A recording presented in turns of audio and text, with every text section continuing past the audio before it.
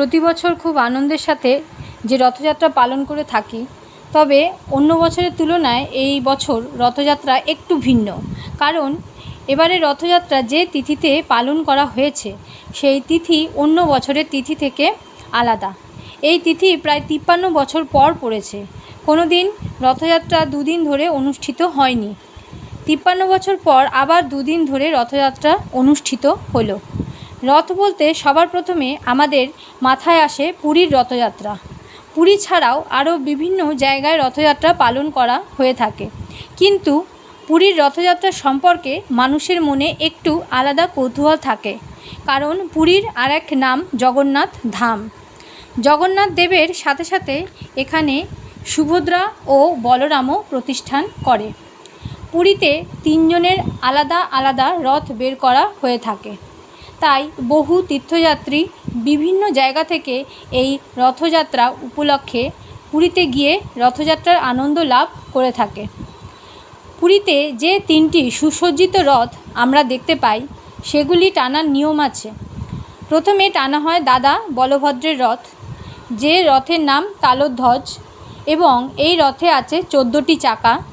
বলভদ্রের রথের উচ্চতা প্রায় 44 ফুট এবং এই রথের আবরণ সবুজ।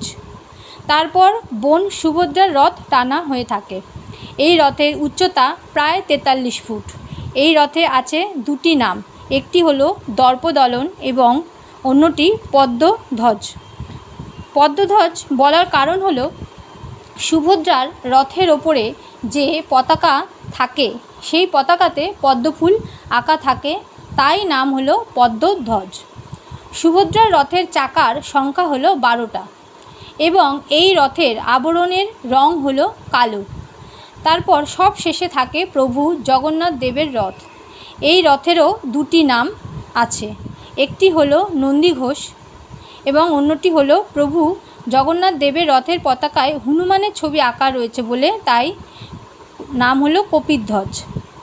এই রথের উচ্চতা প্রায় 45 ফুট হয়ে থাকে। এই রথের চাকার সংখ্যা 16টি এবং এর আবরণ হলো হলুদ। এই 3টি রথের আবরণ ভিন্ন হলেও প্রত্যেকটি রথের উপরিভাগ লাল রঙের হয়ে থাকে। এই 3টি রথের দড়ি টেনে লক্ষ লক্ষ ধর্মাবলম্বীরা নিয়ে যায় তাদের মাসি বাড়ি গুন্ডিচা মন্দিরে।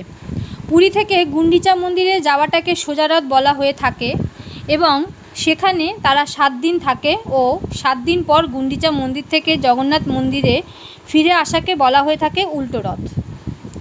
আমাদের পশ্চিমবাংলায় যেরকম দুর্গাপূজা খুব ধুমধামে পালন করা হয়, ঠিক সেই রকম পুরীতে রথযাত্রা মহা ধুমধামে পালন করা হয়ে থাকে।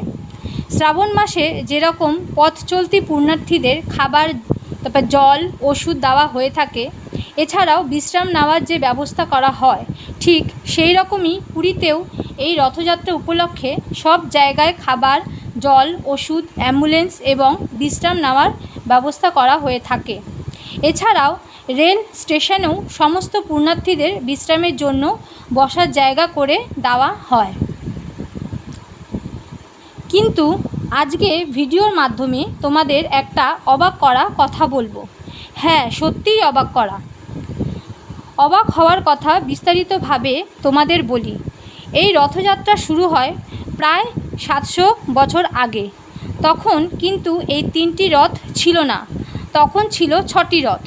একটু অবাক লাগছে নিশ্চয়ই। হ্যাঁ, এই 6টি রথে করেই বলভদ্র, সুভদ্রা ও জগন্নাথ দেব পুরী মন্দির থেকে গুন্ডিচা মন্দির যেত। গুন্ডিচা মন্দির যাওয়ার পথে একটি নালা অবস্থিত ছিল। সেই নালাটি বলাগুন্ডি নালা নামে পরিচিত ছিল।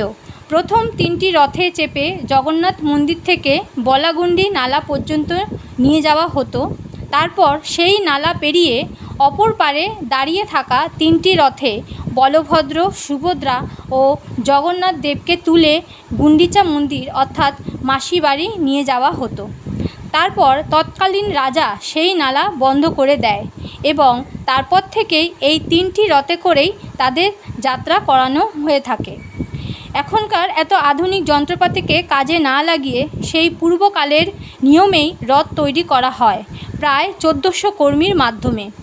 কোনো ইঞ্চি টেপ দিয়ে না মেপে শুধুমাত্র তারা হাতে মেপে মেপেই রথ তৈরি করা হয়ে থাকে। এখন রাজার রাজত্ব না থাকলেও রাজ পরিবারের নিয়মেই রথযাত্রা পালন করা হয়। রথের দিন রাজার বংশধর কোনো একজন এসে সোনার ঝাড়ু দিয়ে ঝাড় দেয়, তারপর সুগন্ধি জল ছিটিয়ে পুষ্পাঞ্জলি দেওয়ার পর রথের রশিতে টান পড়ে। এই রথযাত্রায় লক্ষ লক্ষ পুণ্যার্থীর ভিড় লক্ষ্য করা যায়। বলা হয় এই রশিতে যদি টান দেওয়া হয় তবে অনেক পুণ্য অর্জন করা হয় এবং পাপ ক্ষয় হয়ে থাকে। তাহলে বন্ধুরা, আমাদের এই রথযাত্রা সম্পর্কিত ভিডিওটি ভালো লাগলে অবশ্যই একটা লাইক, কমেন্ট এবং শেয়ার করে দেন, যাতে সবাই এই সুন্দর কথাগুলো জানতে পারে।